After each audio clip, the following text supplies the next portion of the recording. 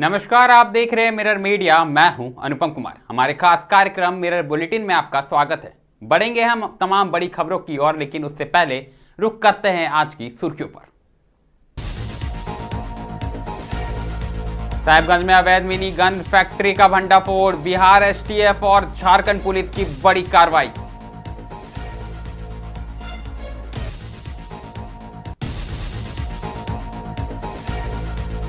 बंगाल में बीजेपी कार्यालय समेत 4 दुकानें आग के हवाले, टीएमसी पर लगे गंभीर आरोप।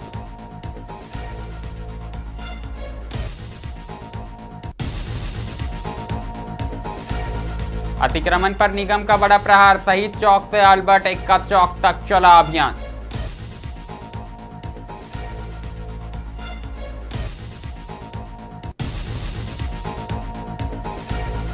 इस्तीफा नहीं देने पर राज्यपाल ने ममता सरकार को किया बर्खास्त, नई पार्टी को सरकार बनाने का आमंत्रण।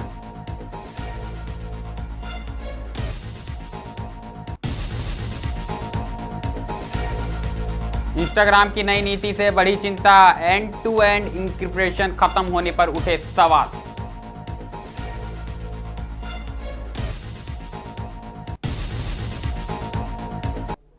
अब खबरें विस्तार से। सबसे पहले बात हम पूर्व वर्धमान की करेंगे, जहां कालना इलाके में देर रात आगजनी की घटना सामने आई है। दरअसल इंदिरा बाजार से सटे रामकृष्ण पल्ली में भीषण आग लगने से बीजेपी का एक पार्टी कार्यालय और 4 दुकानें पूरी तरह से जलकर राख हो गई है। घटना के बाद इलाके में तनाव और राजनीति का आरोप प्रत्यारोप का माहौल बरकरार है। बताया जा रहा है कि देर रात जब स्थानीय लोग गहरी नींद में सो रहे थे, तभी अचानक आग की लपटें उठी। देखते ही देखते आग ने आसपास की दुकानों और बीजेपी कार्यालय को अपनी चपेट में ले लिया। स्थानीय लोगों ने आग बुझाने की कोशिश की, लेकिन तब तक काफी देर हो चुका था।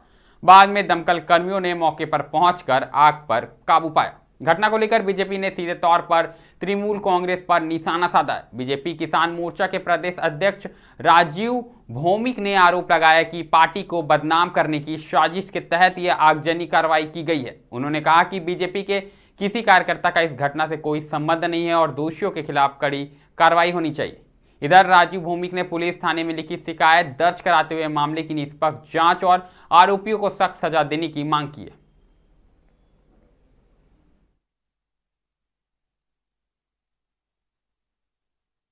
ক্ষমতায় এসছে এরা নাকি পরিবর্তন করতে এসছে, এরা পরিবর্তন করতে আসেনি, এরা দাঙ্গা বাঁধাতে এসছে। মানে এরকম ধরনের উস্কানিমূলক কথা চারিদিকে ছড়িয়ে বেড়াচ্ছে ওরা।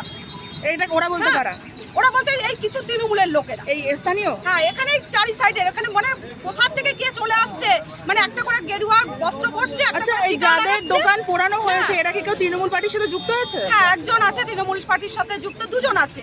হ্যাঁ, তো আর 2 জন আছে যারা তারা বিজেপি করে, তৃণমূল পার্টির সাথে মনে যুক্ত। হয় এই বিজেপি করার কারণে কি হিংসাহিংসি মনে হয়? হ্যাঁ, এই বিজেপি করার কারণে কি বিজেপি কারণে হয়তো তৃণমূল পার্টি হয়তো ভাবছে যে বিজেপির লোকে, তৃণমূল পার্টি যেহেতু 2 জন আছে ওখানে। বিজেপির হাতে ক্ষমতা আসার পরিপ্রেক্ষিতে বিজেপিকে কালিমা লিপ্ত করার লক্ষ্যে রাতের অন্ধকারে এই কাজ তৃণমূল কংগ্রেস পরিকল্পিতভাবে করেছে, যা গতকালকে আমাদের বিরোধী দলনেতা বর্তমান রাজ্যের প্রধান মুখ শুভেন্দু অধিকারীর আত্মসহায়ককে খুনের ঘটনা দিয়ে আমরা দেখেছি। যা প্রমাণ হয়েছে কালনা ইন্দিরা মার্কেট, যার পূর্বাংশের গেটের সংলগ্ন 3-4টে দোকান সহ ভারতীয় জনতা পার্টির একটি দলীয় কার্যালয় পর্যন্ত অগ্নিসংযোগ করে নিশ্চিহ্ন করা হয়েছে। এখানকার ব্যবসায়ীদের বড় আর্থিক ক্ষতি করেছে। সম্পূর্ণভাবে তৃণমূল কংগ্রেস পরিকল্পিতভাবে এই ঘটনা ঘটেছে। আমরা তার পূর্ণ তদন্ত এবং যারা এই অপরাধের সাথে যুক্ত আছে তাদের আইনানুগ ব্যবস্থা এবং দৃষ্টান্তমূলক শাস্তির বিধান আমরা দলের পক্ষ থেকে। अगली खबर राजधानी रांची से आई है, जहां नगर निगम ने एक बार फिर फुटपाथ अतिक्रमण के खिलाफ सख्त अभियान चलाया। दरअसल शहीद चौक से अल्बर्ट एक्का चौक तक चले इस अभियान के दौरान सड़क किनारे दुकान लगाकर कारोबार कर रहे कई फुटपाथ दुकानों को हटाया गया। निगम की टीम ने कई दुकानदारों का सामान भी जब्त किया है और नियम उल्लंघन करने वालों पर जुर्माना लगाया गया। नगर निगम अधिकारियों ने बताया कि शहर को अतिक्रमण मुक्त बनाने और आम लोगों को सुगम यातायात सुविधा देने के उद्देश्य से लगातार कार्रवाई की जा रही है। अधिकारियों के अनुसार कई बार चेतावनी देने के बावजूद दुकानदार दोबारा फुटपाथ कब्जा कर दुकान सजा लेते हैं, जिससे राहगीरों और वाहन चालकों को काफी परेशानी होती है। अभियान के दौरान निगम अधिकारियों और दुकानदारों के बीच बहस भी देखने को मिली। फुटपाथ दुकानदारों ने कार्रवाई पर नाराजगी जताते हुए कहा कि सड़क किनारे दुकान लगाना ही उनकी परिवार की आजीविका का एकमात्र साधन है। दुकानदारों का कहना है कि उनके पास कोई वैकल्पिक व्यवस्था नहीं है, इसलिए मजबूरी में उन्होंने दोबारा फुटपाथ पर दुकान लगाई है। दुकानदारों ने निगम प्रशासन से पुनर्वास की मांग करते हुए कहा कि यदि उन्हें स्थायी जगह उपलब्ध कराई जाए तो वह नियमों का पालन करने को तैयार है। वहीं नगर निगम का कहना है कि शहर में यातायात व्यवस्था और साफ सफाई बनाए रखने के लिए अतिक्रमण हटाना बेहद जरूरी है। अब सवाल उठ रहे हैं कि क्या नगर निगम फुटपाथ दुकानदारों के लिए कोई स्थायी समाधान निकालेगा या फिर हटाने और दोबारा दुकान लगाने का सिलसिला यूं ही चलता रहेगा।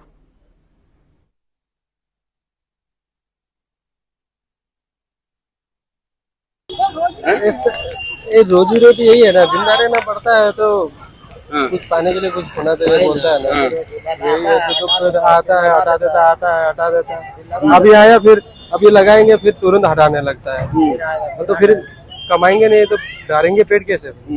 तो जिंदा तो रहना है ना इंसान को, तो जिंदा रहेंगे तब तो कमाएंगे। किसी को पैसा उसा देते हो क्या यहाँ पर दुकान लगाने के लिए? कोई माइकल को पैसे नहीं देता, किसी को नहीं। सर देखिए, जब 2016 में जब सर्वे हुआ था वेंडरों के लिए, जब मैंने कानून आया था 14 में बंद करके, तो हमारा सर्वे हुआ था। उस वक्त में जब वेंडर मार्केट में जब सभी को दुकान मिला था, तो देखिए हमारे हाथ में अभी एक पेन ड्राइव है जो भी नगर निगम नहीं दे रहा है। पूरा सरजना चौक से लेके हम कचहरी चौक तक मेरे पास में हाथ में पेन ड्राइव है, जो भी कुछ सिटी कैसेट में कुछ पार्षदों को, मेयर को मैं उपलब्ध करा रहे हैं। और हमारा जो दुकान जो रोड पर लगता है, आज तक मैं रोड पर वंचित हूँ, जो मैं जिनमिन वेंडर हूँ, जो हमारे दाएं बाएं भी खड़े हैं। अगर किसी से भी पूछ लिया जाए, इतिहास है 35 साल का यहाँ बढ़िया का, जो दाएं बाएं खड़े हैं, और मेरे को 28 साल का इस चौक पर इतिहास है। अगर 5,000 रुपया का मेरा फाइन भी कटा है, उसकी भी मेरे पेपर है, लेकिन नगर निगम मानने के लिए तैयार नहीं है।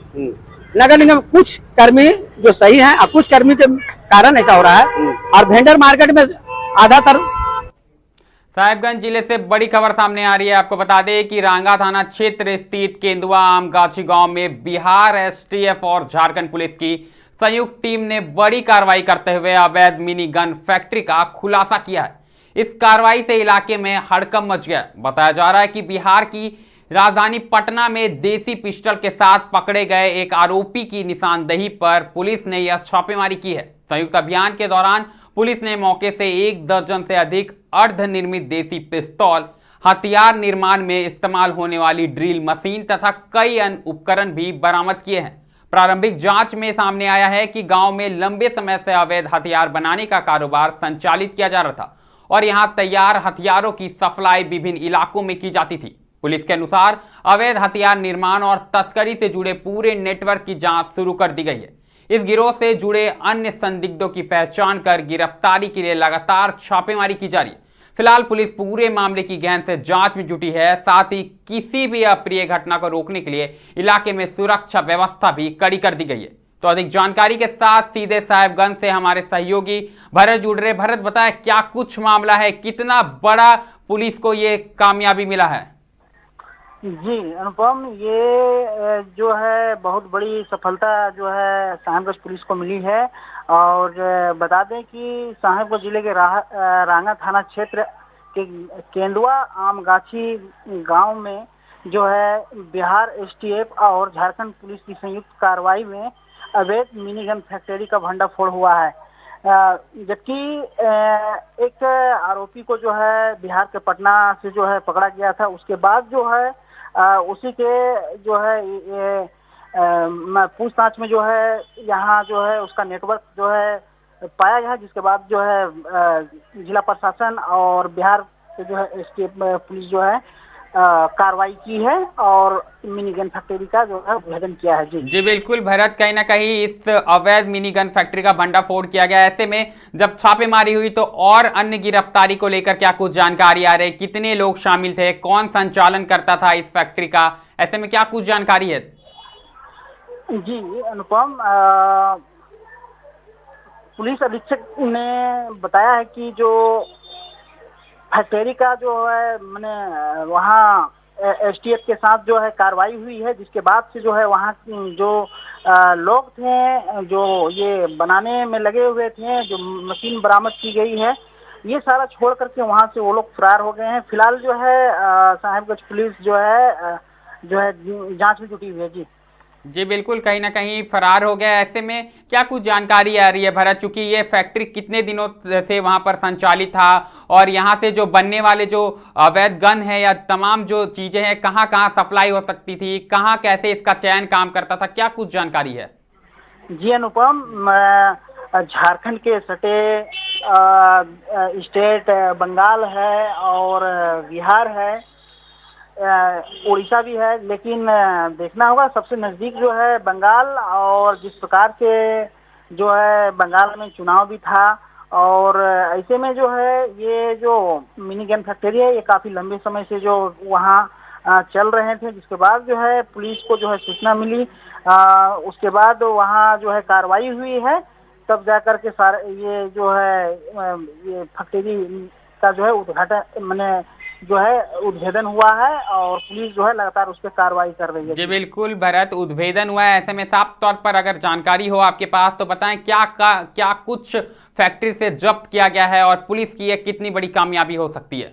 जी, आधा दर्जन से ज्यादा जो है गन, जो अर्धनिर्मित गन है वो बरामद कर ली गई है और जो वो उनके जो मशीन है उनको भी जब्त कर ली गई है। जी के लिए बहुत बहुत धन्यवाद भरत, आप लगातार जुड़े रहिए और पल पल की अपडेट देते रहिए। तो ये बात रही साहिबगंज जिले की, जहां पर कहीं ना कहीं बिहार एसटीएफ और झारखंड पुलिस की बड़ी कार्रवाई देखने को मिली है, चूंकि गांव में खुले तौर पर अवैध तौर पर मिनी गन फैक्ट्री बनाने का संचालन हो रहा था, खेल हो रहा था और आसपास के राज्यों में सप्लाई होने का कार्य किया जाता था। ऐसे में कहीं ना कहीं पटना में एक आरोपी गिरफ्तार होता है, जिसके बाद पूरे कहीं ना कहीं खेल का खुलासा होता है, इसके बाद कार्रवाई होती है। हालांकि तमाम जो अपराधी है वो फिलहाल फरार हो गए, लेकिन उनकी तलाश जो है वो जारी हो चुकी है। अब देखना होगा कि साहिबगंज पुलिस मामले में क्या कुछ और बड़े खुलासे करती है। फिलहाल सारे सामान को जब्त कर लिया गया है और अब देखते हैं कि क्या कुछ इसमें गिरफ्तारी होती है और क्या कुछ सामने आता। फिलहाल इस खबर में इतना ही, लेकिन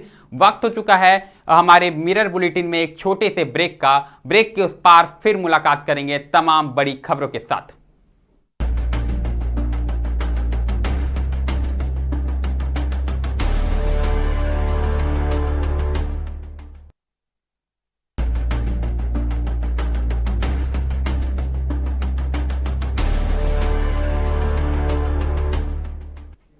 ब्रेक के बाद आपका एक बार फिर मिरर बुलेटिन में स्वागत है। रुख एक बार फिर पश्चिम बंगाल का ही करेंगे, जहां विधानसभा का कार्यकाल खत्म होते ही राज्यपाल ने पूरी कैबिनेट को भंग कर दिया और इसके साथ ही ममता बनर्जी अब मुख्यमंत्री नहीं रही।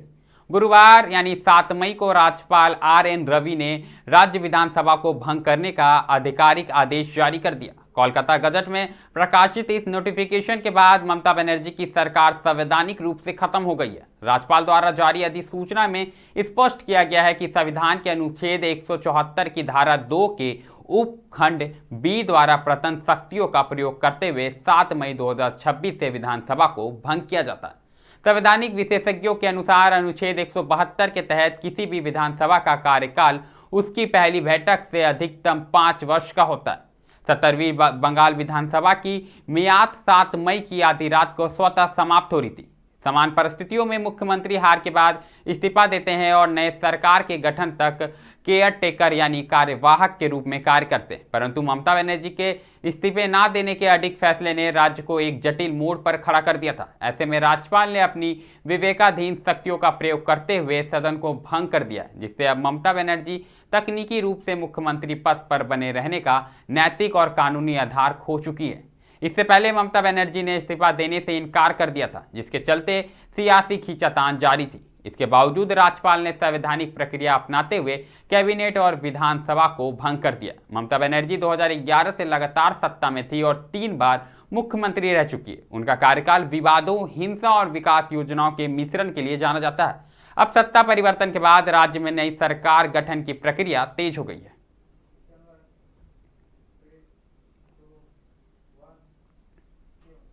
अब बात करनी होगी मौसम की। आपको बता दें कि झारखंड में एक तरफ जहां भीषण गर्मी का प्रकोप देखने को मिल रहा था, वहीं मौसम में इस वक्त बदलाव देखने को मिल रहा है। जी हां, मौसम विभाग ने राज्य के कई जिलों में शुक्रवार को गरज चमक के साथ तेज आंधी और वज्रपात की संभावनाएं जताई हैं। विभाग की ओर से 9 और 10 मई के लिए ऑरेंज अलर्ट जारी किया गया है। इस दौरान कुछ इलाकों में तेज हवाएं चलने और बारिश होने की आशंका भी व्यक्त की गई है।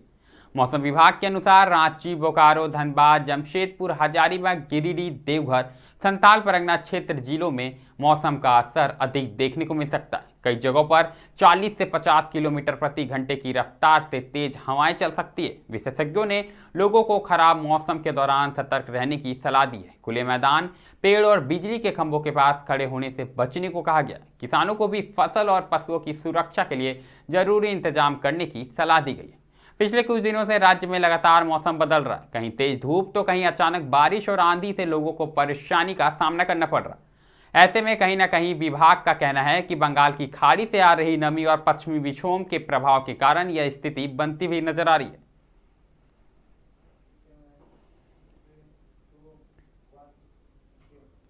इंस्टाग्राम से जुड़ी बड़ी खबर सामने आई है। आपको बता दें कि सोशल मीडिया प्लेटफॉर्म इंस्टाग्राम की प्राइवेसी नीति में बड़े बदलाव को लेकर दुनिया भर के यूजर्स में चिंता बढ़ गई। दरअसल मेटा के नए फैसले के अनुसार 8 मई 2026 से इंस्टाग्राम पर एंड टू एंड एन्क्रिप्शन सुविधा समाप्त की जा रही है। इस बदलाव के बाद यूजर्स के निजी संदेशों और डेटा सुरक्षा को लेकर सवाल उठने लगे। आपको बता दें कि एंड टू एंड इंक्रिप्शन की मदद से यूजर्स की चैट केवल भेजने और प्राप्त करने वाले व्यक्ति तक सीमित नहीं रहती, लेकिन नई व्यवस्था होने के बाद डेटा मॉनिटरिंग और सुरक्षा एजेंसियों की पहुंच बढ़ने की संभावना जताई जा रही है। साइबर सुरक्षा विशेषज्ञों का कहना है कि इससे यूजर्स की निजी बातचीत और संवेदनशील जानकारी के दुरुपयोग का खतरा बढ़ जाता है। मेटा की ओर से कहा गया है कि यह कदम प्लेटफॉर्म पर बढ़ते साइबर अपराध, फर्जी गतिविधियों और ऑनलाइन धोखाधड़ी पर नियंत्रण के लिए उठाया गया। हालांकि डिजिटल अधिकार संगठनों और प्राइवेसी एक्टिविस्टों ने इस फैसले की आलोचना की। उनका कहना है कि इससे करोड़ों यूजर्स की डिजिटल निजता प्रभावित होगी।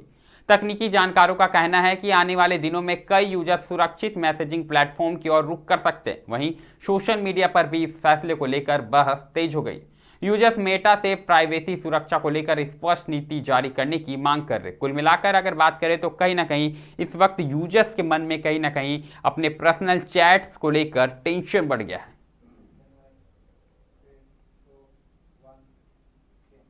रुक करेंगे नोएडा का, जहां देश के बहुप्रतीक्षित इंटरनेशनल एयरपोर्ट से पहली बार कमर्शियल फ्लाइट 15 जून को उड़ान भरने जा रही है। इस ऐतिहासिक शुरुआत को लेकर यात्रियों और विमानन क्षेत्र में काफी उत्साह देखा जा रहा है। एयरलाइंस कंपनी इंडिगो ने शुक्रवार से टिकटों की बिक्री शुरू कर दी, जिसके बाद बड़ी संख्या में लोग ऑनलाइन बुकिंग कर रहे हैं। बताया जा रहा है कि शुरुआती चरण में एयरपोर्ट से देश के प्रमुख शहरों के लिए उड़ान सेवाएं उपलब्ध कराई जाएगी।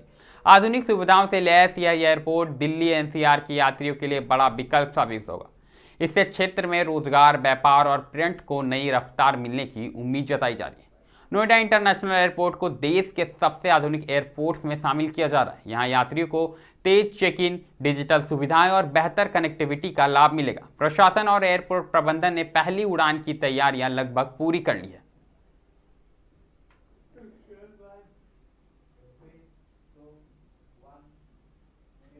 बात धनबाद की करेंगे, जहां अवैध उत्खनन और परिवहन के खिलाफ प्रशासन ने अपनी पकड़ और मजबूत कर दी है। जानकारी के अनुसार गुरुवार को बागमारा क्षेत्र के माटीगढ़ा डैम कॉलोनी स्थित एलपीजी गैस गोदाम के पास एक संयुक्त छापेमारी में भारी मात्रा में अवैध कोयला लदा एक ट्रक और एक मिनी हाइवा जब्त किया गया। यह कार्रवाई गुप्त सूचना के आधार पर बीसीसीएल प्रबंधन, बागमारा पुलिस और सीआईएसएफ की संयुक्त टीम द्वारा की गई।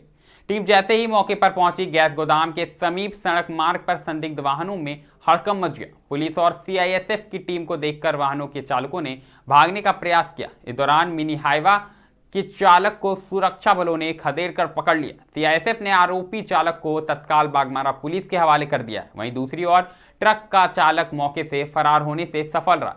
भागने के क्रम में कोयला लदा ट्रक अनियंत्रित होकर सड़क किनारे एक गहरे गड्ढे में भी जा फंसा। पुलिस ने ट्रक को जब्त कर लिया है और उसे गड्ढे से बाहर निकालने के लिए क्रेन मशीन की मदद ले रही है।